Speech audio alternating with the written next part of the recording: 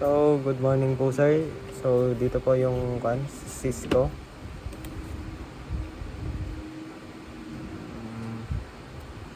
So, naka-open na po yung Cisco natin. I-click ko na lang po. Ito. Then, mag-add po tayo ng wireless router. Tapos, PC. Tapos, phone po na dalawa. Tapos mag-auto-connect na din po yung dalawang smartphone.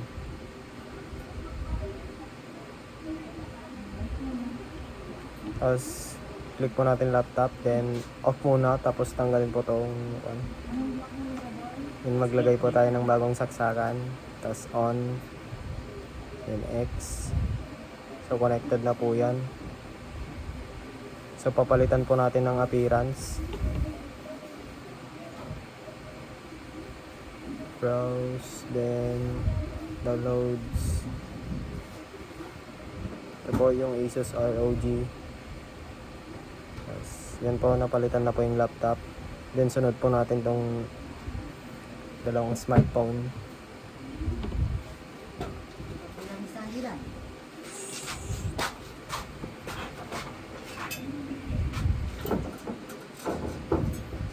Kasi ito pong isa, palitan din natin.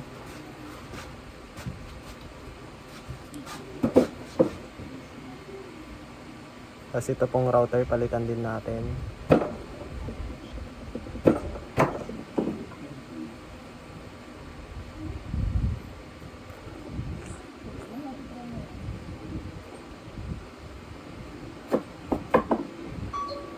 So, yun po. Tapos na po.